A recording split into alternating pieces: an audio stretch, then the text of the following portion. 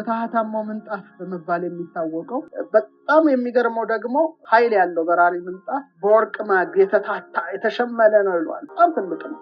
ወደ 60 ማይልስም ወርድ አለው እየበረረ እየሄደ ማለት ነው። ደማስቆ ላይ ቁርስ፣ ፐርሻ ላይ ራት። ይሄን ያህል ኃይል እነዚህ ምንጣፎች እንዴት ሊያገኙ ቻሉ? የተጠቀሙበት አፈር ምንድነው ነው? አስገራሚ ነገሮች ነው ሁሌ የምነግራችሁ። በመላው ዓለም የሚታወቀው ማጂክ ካርፔት ነው። እንግዲህ ምታሃታማው ምንጣፍ በመባል የሚታወቀው እነ ሰሎሞን ይበሩበት የነበረው ሰረገላ ብለው ነው የሌላው ዓለም ሚቶሎጂ ላይ ጥናት የሚያጠናው ሊሆን ይችላል፣ በጥንታዊ ሰነዶች ላይ የሚያጠናው ሊሆን ይችላል በብዛት የሚያቀርበው። ስለዚህ ደግሞ ምርጥ መረጃ ነው የምነግራችሁ ክቡራን ተመልካቾቻችን። ይሄ ምንጣፍ ምንድነው? በአየር ላይ መብረር የሚችል ምንጣፍ ብሎ ነው የሚያስበው። እንግዲህ ብዙዎቻችን ምንጣፍን ስናስብ ወለል ላይ የምናደርገው የሆነ የምናስጌጥበት ምናምን ብለን ነው የምናስበው። በቀላሉ ምንጣፍ ብለን ስናስብ ስጋጃ ብለን ነው የምናስበው። ይሄ ግን የተለየ ምንጣፍ ነው እና በአየር ላይ መብረር የሚችል ምንጣፍ ነው እና ማጂካል ካርፔት ተብሎ ይጠራል። በተለያዩ ታሪኮች ውስጥ ኢንተረስቲንግ ነው እና በተለይ 1001 ናይት የሚል አንድ ታሪክ በጣም ታዋቂ ታሪክ ነው እና እዛ ላይ በስፋት ተጽፎ የምናነበው ነው። በተለይ እዛ ላይ የህንድ ሱልጣን የመጀመሪያ ልጅ የነበረው ልዑል ሁሴን ወደ ቢስናጋር ወደምትባል ከተማ በዚህ ምንጣፍ በአየር ላይ ተጉዞ እንደሄደ አፈ ታሪኩ ያስረዳል። በጣም ከተማይቱ በጣም በሀብት ደረጃ የትየለሌ ሀብት የነበራት በጣም የበለጸገች ናት። እዛም ሀገር ደግሞ በጣም አስገራሚ የሆኑ በራሪ ምንጣፎች ተሰርተው ነበር ይላል። ይሄ እንግዲህ እነሱ አፈ ታሪክ ነው፣ ምንም ልል አልችልም። ማቅረብ ነው፣ መመዘን ማንጠር የኛ ድርሻ ነው፣ ሪሰርች መስራት የኛ ድርሻ ነው። በጣም የሚገርመው ደግሞ በዚህ ይጠቀም የነበረው ሰሎሞን ጭምር እንደሆነ ነው። በተለይ የአይሁዶች ትውፊት የሚያስረዳው መዝገበ ጥበባቸውም የሚያስረዳው ያን ነው ስመለከተው። በተለይ አሁን ሰሎሞን ወደ ላይ መውጣት ይመኝ እንደነበር ነው የሚያስረዳው። በተለይ በጣም በተሰጠው ጥበብ ከአይዋፍ ጋር እስከ መግባባት ደርሶ መልእክቶቻቸውን ሁሉ ማወቅ እስከመቻል ደርሶና እነሱን ማዘዝ እስከመቻል እንደደረሰ ነው የነሱ ትውፊት የሚያስረዳው። በእነሱ ደረጃ ደግሞ መብረርን ከመፈለጉ የተነሳ ይሄ በዚህ በራሪ ምንጣፍ ይጠቀም እንደነበረ ያስረዳል። በተለይ እነሱ ኢንሳይክሎፒዲያ ጁሽ ኢንሳይክሎፒዲያ ወይም መዝገበ ጥበባት ላይ ስመለከተው ምን ይላል? ይሄ በራሪ ምንጣፍ ኃይል ያለው በራሪ ምንጣፍ በወርቅ ማግ የተታታ የተሸመለ ነው ይሏል። በወርቅ ማግ በጣም ደስ ይላል አገላለጡ ራሱ ነው። በወርቅ ማግ የተታታ የተሸመነ ነው። በተለይ ከአረንጓዴ ሐር ነው የተሰራው ይላል። በጣም ሐር ነው ግን አረንጓዴ ነው፣ ግሪን ነው በጣም እና 60 ማይልስ በጣም ትልቅ ነው ይላል። ይሄ መዝገበ ጥበባቱን ሳነብ በተለይ 97 ኪሎ ሜትር ነው ማለት ይመስለኛል። በጣም ትልቅ ነው።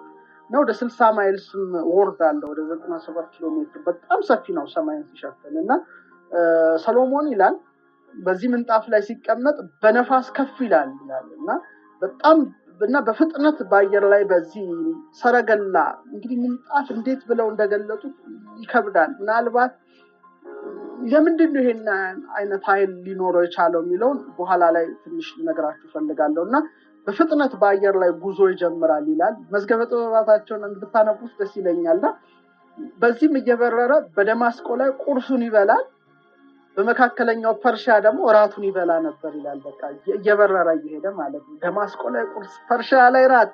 በጣም ያስደስታል አገላለጹና ይሄ በራሪ ነገር ነበረው ይላል ሰሎሞን ካለው ጥበብ የተነሳና ኢቭን ነፋሳትን ሁሉ እስከማዘዝ ደርሶ ነበር ይላል። ማለት እንግዲህ እግዚአብሔር የሰጠው ጥበብ የሰማይ ከዋክብትን የመመርመር ጥበብ ተሰጠኝ ይላል። ጥበብ ላይ አሳዎችን ምን የሌለው ነገር ያለ ጥበብ እንደ ሰሎሞን አይነት ጥበበኛ ሊኖር ይችላል የለም ፍጹምና የሰሎሞን ትእዛዝ ይሰማል ይላል እና በትክክል ከፈለገው ቦታ ያደርሰዋል ይላል። እንግዲህ አይ ቲንክ እንደ ነፋስ ሰረገላ አይነት ነው ይመስላል አገላለጹና በዛ ምንጣፍ ላይ ሰራዊቱን በቀኝ ያደርጋል፣ ደግሞ ረቂቃኑን ደግሞ በግራ ያደርግ ነበር ይላልና ያጅቡት ነበር ይላል። ይሄ በጣም አስገራሚ አገላለጽ ነው የሚገልጸው እና ሰራዊቱን በቀኝ በኩል ያደርጋል። የፈለገውን ነገር ማድረግ ይችል ነበር።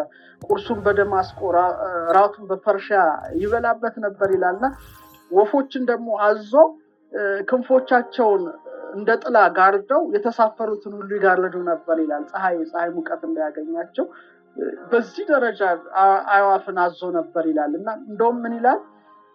እንደውም ሰሎሞን በቃ ከዚህ አይነት ጥበቡ የተነሳ አንዴ በታበየ ጊዜ ኃይል አነሰው ይላል። ይሄ ክራፍት አየር በራሪው እና ተንቀጥቅጦ 40,000 ሰዎች ወድቀው ሞተዋል ይላል። ይሄ እንግዲህ የሚለውን ነው ያነበብኩትን ነው የምነግራችሁ ክቡራን ተመልካቾቻችን። እናንተ ደግሞ ፈርዘር መዝገበ ጥበባታቸውን በማንበብ ዕውቀቱን አገኙ። እንግዲህ በፊት ያነበብኳቸውን ነው የምነግራችሁ እና ኢቭን ይሄ ምንጣፉ አዕዋፍ ብቻ ሳይሆን ከፀሐይ መከላከያ ራሱ አጎበር ነበረው ትርፍ ደግሞ ብሎ ይገልጻል። በዚህ ላይ ከፍተኛ ጥናት ያጠኑ ሰዎች አሉ። ለምሳሌ ሩሲያዊው አሳሽና ጸሐፊ የነበረው በጣም ስመጥሩ ኒኮላስ ሩክ የተባለ ተመራማሪ ነበረና ሰሎሞን በሮ ስላለፈባቸው ተራራዎች ጽፏል እና ቁርሱን ደማስቆ ራቱን ፐርሺያ እንደሚበላ ሁሉ እነዚህ ተራራዎች በጣም ሰው ማይደርስባቸው ትልልቅ ተራራዎች ላይ ሁሉ ያርፍ ነበረ። በዛ መንኮራኩሩ ተጠቅሞ ነውና ሶሎሞን ስትሮንስ ብሎ ነው የሚጠቅሳቸውና የሶሎሞን ዙፋኖች ይላቸዋል እነዛን ተራራዎች ማለት ነውና ሶሎሞን ያኔ በዛ ካርፔት ተጠቅሞ ነው እነዛ ተራራዎች ላይ ሁሉ ያርፍ እንደነበረ የጻፈው። በጣም የሚገርመው ደግሞ በዚህ ላይ ሌሎች ጥናቶች ያጠኑ ሰዎች አሉ። በተለይ ፈረንሳዊ አርኪኦሎጂስት ሄንሪ ባክ በተለይ በኢራን አሁን ኢራን በጣም ስልጡን የነበረች ናት። ፐርሺያ በጣም ከፍተኛ ገናና በስልጣኔ በተለይ በስነ ፈለኩ ጭምር ከፍተኛ ደረጃ ላይ ከክርስቶስ ልደት በፊት የነበረች ናት። እዛ ውስጥ ይላል በተለይ በአልሙት ቤተ መንግስት በተለይ ውስጠኛው ክፍል በተለይ ከመሬት ከምድር በታች ባሉ ውስጥ በጣም ብዙ የብራና ጥቅሎች ነበሩ ነው የሚለው። እነዚህ የብራና ጥቅሎች ሁሉ በተለይ ከ3ኛው ክፍለ ዘመን እስከ 10ኛው ክፍለ ዘመን ድረስ የቆዩት እነዚህ ጥንታዊያት ዶክመንቶች በተለይ በአይሁዳዊ ምሁር በአይዛክ ቤን ሸራሪ የተጻፉ ነበሩ ነው የሚለው። ብዙ ዓመት ክምችቶች ናቸው ማለት ነው። ይሄ እንግዲህ እነዚህ ጥንታዊያት ዶክመንቶች ተተርጎመዋል። በተለይ ፕሮፌሰር ሴፕቲሙስ የለንደን ዩኒቨርሲቲ ዘ ማኑስክሪፕት ኦፍ አልሙት ብራና ጽሁፎች በሚል ርዕስ አሳትሟቸዋል። እነዚህን ጽሁፎች በተለይ የበለጠ ጥናትና ምርምር ማድረግ የምትፈልጉ በተለይ በብራና ጥንታዊያት ዶክመንት ላይ ልክ እንደኔ ማለት ነው በዛ ውስጥ በጣም ኢንተረስት ያላችሁ ፍላጎት ያላችሁ ሰዎች ወይም በዛ ሙያ መቀጠል የምትፈልጉ ብታነቧቸው ይገርማል። እና በጣም እነዚህ ኃይለኛ ፓወር ያላቸው ምንጣፎች ይላል እዛ ላይ ሲገልጸው ኢንሸራሪ በጣም እንዲጠፉና እንዲወድሙ ነው በኋላ ዘመን የተደረጉት። ግን በጥንት ጊዜ ለመብረሪያ ሁሉ የሚያገለግሉ ነበሩ ብሎ ነው የሚያስቀምጣቸውና በተለያየ ጊዜ ግን እንዲወድሙና እንዲጠፉ ተደርገዋል የሚል ነው። በተለይ የሰው ልጆች እንዴት በአየር ላይ መብረር የለባቸውም በሚሉ ሰዎች ነበረ እንዲጠፉ የተደረጉት ብሎ ይጠቅሳል። በተለይ ኦልሞስት በ13ኛው ሴንቸሪ ፐርሺያ ግዛት ውስጥ እነዚህ ነበሩ ይላል። በተለይ እነዚህ በራሪ ምንጣፎች እና በተለይ ልዑላኑ መሳፍንቱ መኳንንቱ ሁሉ በተለይ በዚህ አይነት ምንጣፍ ተጠቅመው ቀስትን ተጠቅመው ጥቃትን በጠላቶቻቸው ላይ አድርሰው ይመለሱ ነበር ነው የሚለው። እንግዲህ ለየት ያለ ቴክኖሎጂ ተጠቅሞ ሄደው የጠላትን ብርጌድ ደምስሰው ይመለሱ እንደነበረ በኢንሸራሪ ይገልጸዋል። ሌላው በጣም የሚገርመው ይሄንን ለማወቅ ወይም ለመረዳት በተለይ 2 ሰነዶችን ማወቅ እንደሚያስፈልግ ነው ይሄ አጥኚ የጻፈው። ለምሳሌ አንደኛው የናቡከደነጾር የባቢሎን ሰለስቱ ደቂቅ ጊዜ የነበረው ማለት ነው የናቡከደነጾር አማካሪ የነበረው በተለይ ሻምሻአድ የጻፈው the book of proverb የምሳሌ መጽሐፍ ውስጥ ተጠቅሷልና እነዛን መርምሩ ብሎ ሪኮመንድ ያደርጋል። ሁለተኛው ደግሞ ያው ዮሴፍ ወልደኮሪዮን ጆሴፈስ የጻፈው the book of ancient dialogue በጥንታዊ ጽሁፎች ላይ ያለ ሰፊ ንግግር ነውና እነዚህ ውስጥ በስፋት ተጠቅሰዋል ነው ዋናው ብሎ የሚጠቅሰው። በተለይ ይሄን ያህል ኃይል እነዚህ ምንጣፎች እንዴት ሊያገኙ ቻሉ ወይም እንዴት ሊንሳፈፉ ቻሉ ነው። አሁን ዝም ብሎ ምንጣፍ እንዴት አንተ ግራቪቲ ሊሆን ቻለ የሚለውን ነገር በስፋት ያብራራል። በተለይ በዚህ ጥናታዊ ስራው ላይ በተለይ ትልቁ ነገር አሰራሩ ነው ብሎ ነው የሚጠቁመው። በተለይ ይሄንን የሚሰሩ በጣም ስመጥር የሆኑ አዋቂዎች አሉ።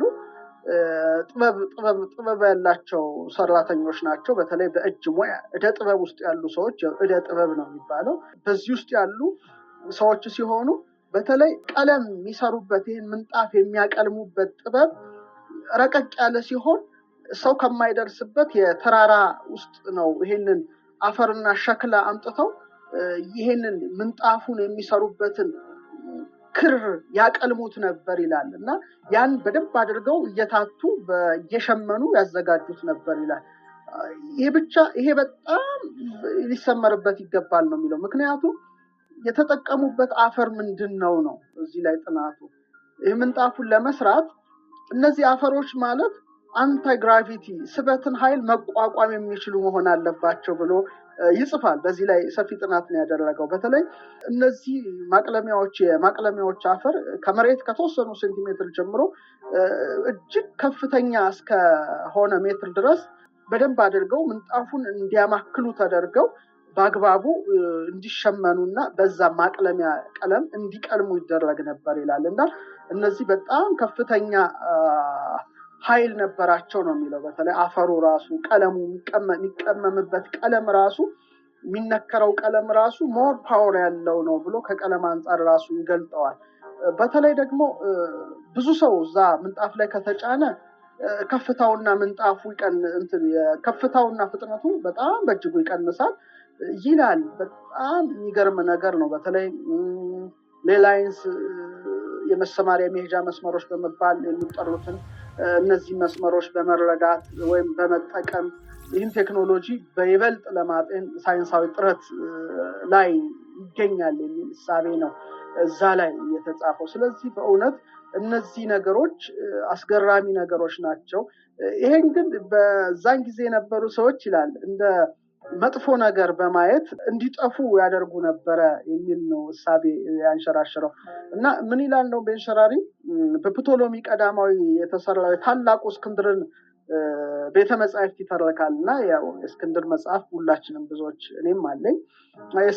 በእስክንድር ጊዜ የተሰራው ፕቶሎሚ ትልቁ ቀዳማዊ ስለተሰራው የታላቁ እስክንድር ቤተ መጻሕፍት ውስጥ ይላል ለአንባቢያን ያ ቤተ መጻሕፍት በጣም በጥበብ የተመላ ስለነበረ በራሪ ምንጣፎችን ያቀርብ ነበር ይላል እና አንባቢዎች በዛ በራሪ ምንጣፍ ላይ መሽከርከርና የፈለጉትን መጻሕፍት ነበረ የሚወስዱት መዘው ከሼልፉ ላይ ከመደርደሪያው ላይ ነው እና መጀመሪያ ግን ጫማቸውን ያወልቃሉ እና ያ ቤተ መጻሕፍት ብዙ መጻሕፍት በተለይ በፓፒረስ ወረቀት በተሰሩ ጽሑፎች ተመላ ነው።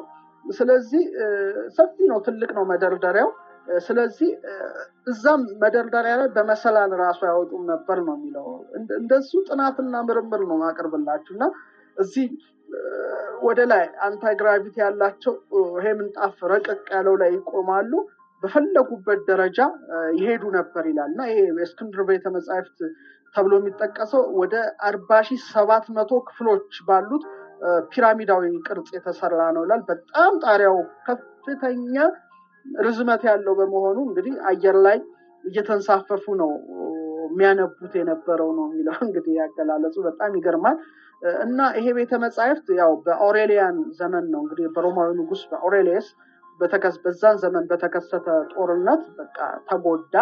በተለይ ደግሞ እንዲጠፉ ተደረጉ። በተለይ ፓፒረሶቹ በኋላ ዘመን ተቃጠሉ። በተለይ በ13ኛው ክፍለ ዘመን የሞንጎል ንጉስ ካን ደግሞ እስያን በቃ ባወደመ ጊዜ በተለይ እነዚህን ምንጣፎች ሙሉ በሙሉ እንዲቃጠሉ ያደረጋቸው የሚንሳፈፉትን እና ፓፒረሶቹ ሁሉ ነደው ተቃጥለው ይሄ ቴክኖሎጂ እንግዲህ በዛን ዘመን የነበረው ሙሉ በሙሉ ወድሟል። እዚህ ላይ ሰፍሮ የምናገኘው ነው ማጂክ ካርፔት አንዱ በራሪ የሚያበር ሰዎች ቤተመጻሕፍት ይንሸራሸሩበት የነበረ ተብሎ በጥንታዊ ሰነዶች እንዲህ ተመዝግቦ ይገኛል። አስገራሚ ነገሮችን ነው ሁሌ የምነግራችሁ። እናንተ ግን ሀሳብ ላይክ በማድረግ በቃ ከተራሩ ባልታወጣችሁ በዚህ ጥበብ ላይ ብትመላለሱ በጣም እወዳለሁ። ጊዜያችን እድሜያችን በጥበብ በእውቀት በእምነት በእውነት በአመክንዮ ብንለማመድበት